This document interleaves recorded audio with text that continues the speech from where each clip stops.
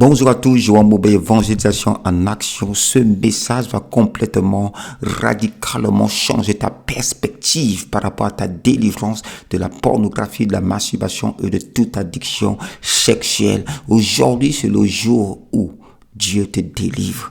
Aujourd'hui, c'est le jour où Dieu te donne tellement de force pour remporter ton combat contre ces péchés sexuels. Et ce message, c'est la seule motivation qui libère des péchés sexuels. Oui, il y a une motivation véritable que Dieu veut qu'on ait lorsqu'il s'agit des péchés sexuels et de la délivrance dans ce domaine. Vous savez, plusieurs d'entre nous, même au départ, tout ce qui comptait pour moi, c'était de ne plus avoir honte de commettre ces péchés. C'était de retrouver mon honneur, c'était de retrouver ma dignité. C'était de pouvoir me dire, si je me marie, je n'aimerais pas décevoir mon épouse, etc. C'était pour aussi avoir une image de bon chrétien. Donc un chrétien qui ne pêche pas, qui ne commet pas les péchés sexuels, etc.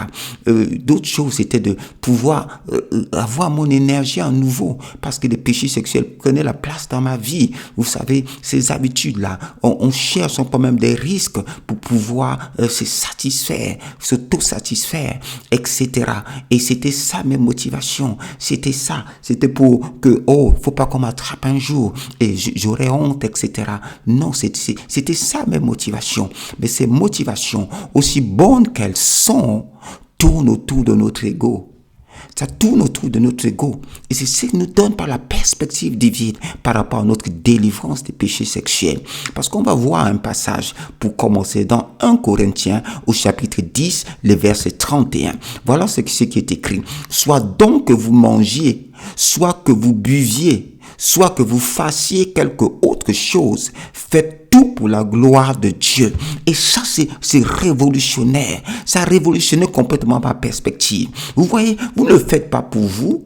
Vous le faites pour la gloire de Dieu. Et quand vous commencez à prendre cette perspective, regardez ce que Dieu vous dit. Il dit, vous allez être libérés. Vous devez vouloir être libérés des péchés sexuels, de la pornographie, de la masturbation, ou de péchés sexuels, mais pour sa gloire. Vous vous rendez compte? Pour amener l'honneur à Dieu. Et ça change vos perspectives. Vous vous rendez compte que ça ne devient plus juste votre combat pour vous, pour votre vie. Mais vous combattez même, vous vous rendez compte, pour le Dieu très haut. Pour que le Dieu très haut ait l'honneur. Quel privilège, quel positionnement Dieu vous donne dans son plan. De vous dire, vous combattez ces péchés sexuels pour la gloire de Dieu. Pour que Dieu reçoive la gloire. Pour que Dieu ait l'honneur.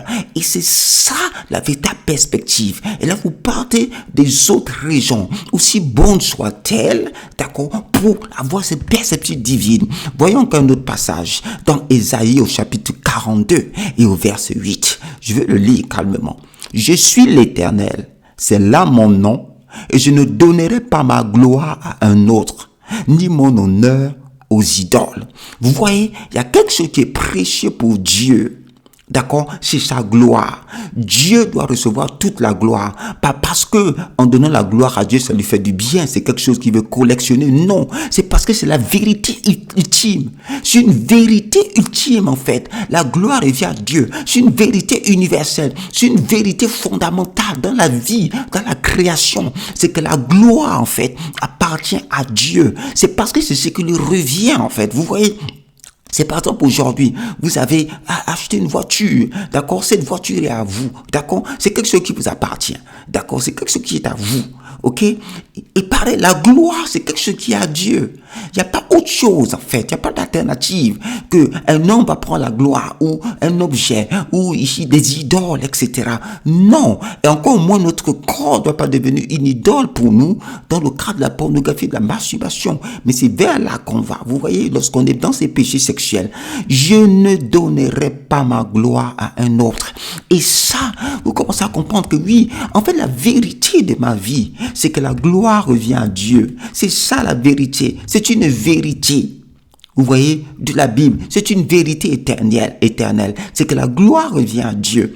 Voyons même dans le chapitre 7 au verset 2, dans le livre des Juges. C'était un jeune homme Gédéon. Son peuple vivait en esclavage, l'oppression, d'accord, des Madianites, etc.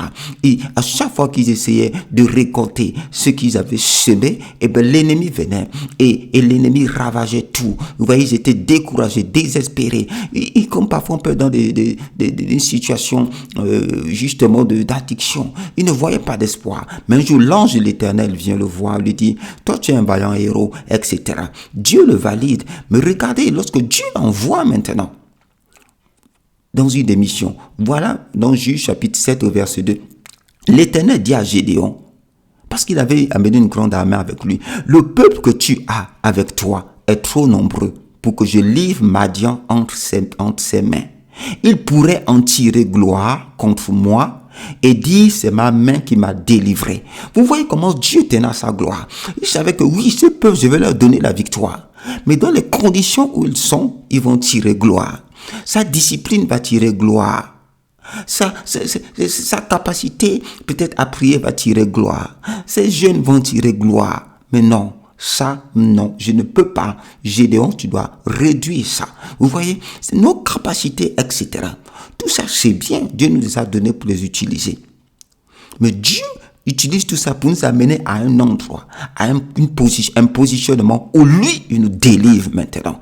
Voilà pourquoi il n'y a pas de plan ABCD pour être délivré de la pornographie et de la masturbation ou des péchés sexuels. Non, parce que c'est une relation personnelle que vous avez avec Dieu. Dieu va vous rencontrer à un moment donné. Par exemple, moi, Dieu a commencé à transformer complètement ma vie. Rien qu'avec cette perspective. Et un autre verset qui avait bouleversé ma vie, c'est lorsqu'il disait que vous êtes mort en Christ. C'est dit, je suis mort, vous êtes mort à ces péchés. Et c'était fort, vous voyez, c'est pas le chemin de tout le monde, mais les principes sont les mêmes derrière. Et c'est là que Dieu nous amène. Et un des principes fondamentaux quand vous voulez commencer, c'est la motivation.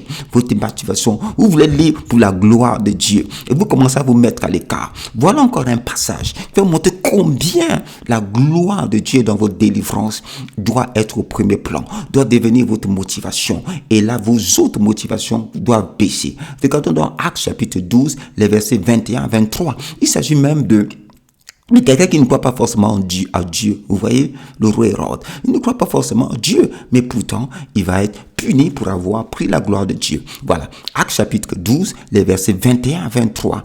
À un jour fixé, Hérode, revêtu de ses habits royaux et assis sur son trône, les harangua publiquement. D'accord? Le peuple s'écria, c'est-à-dire il va faire un discours publiquement. Le peuple s'écria, voix d'un Dieu et non d'un homme.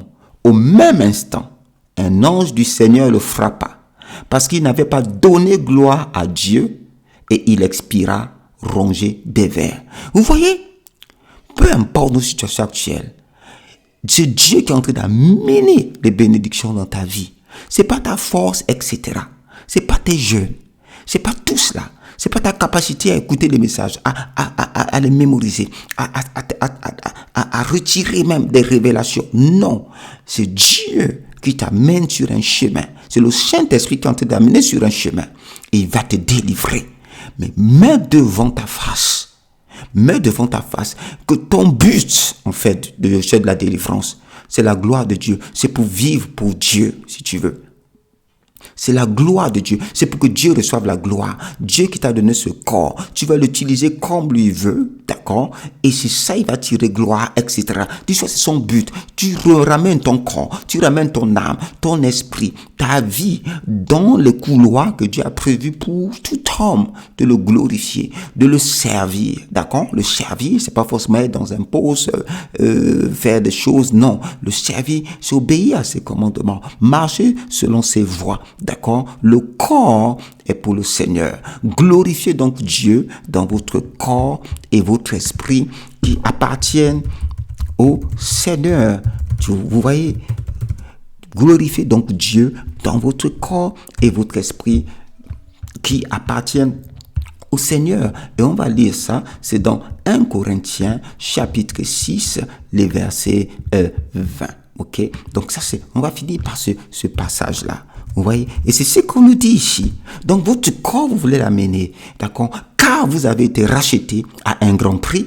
Glorifiez donc Dieu dans votre corps et dans votre esprit qui appartiennent à Dieu. Vous voyez? qui appartiennent à Dieu. Je veux le mettre dans le contexte pour qu'on comprenne d'abord bien. On va lire le 1 Corinthiens chapitre 6, des versets 18 à 20. Comme ça, vous avez tout le contexte. Verset 18. Fuyez l'impudicité. Vous voyez, les péchés sexuels. Quelque autre péché qu'un homme commette, ce péché est hors du corps. Mais celui qui se livre à l'impudicité pêche contre son propre corps. Ne savez-vous pas que votre corps est le temple du Saint-Esprit qui est en vous, que vous avez reçu de Dieu et que vous ne vous appartenez point à vous-même, car vous avez été rachetés à un grand prix. Glorifiez donc Dieu dans votre corps et dans votre esprit qui appartiennent à Dieu. Donc vous voyez, votre but c'est de glorifier Dieu. C'est pour ça que vous devez vous éloigner du péché. C'est pour ça que vous devez vous éloigner de l'impudicité, des péchés sexuels, de l'adultère, etc. Etc. de tous les autres péchés. Donc voilà, donc Dieu vous bénisse. Je vais prier pour vous. Père, au nom de Jésus-Christ de Nazareth, je sais que ce message Seigneur, amène une perspective nouvelle et décisive dans la vie de cette personne qui est écoutée. Dans le nom puissant de Jésus, j'abaisse tout mur de Jéricho, toutes les pensées qui s'élèvent contre ta connaissance dans le nom de Jésus. Et je décrète et je déclare que cette perspective nouvelle soit reçue de tout cœur, avec foi, avec grâce, avec détermination et avec joie dans le nom puissant de Jésus-Christ de Nazareth. Amen.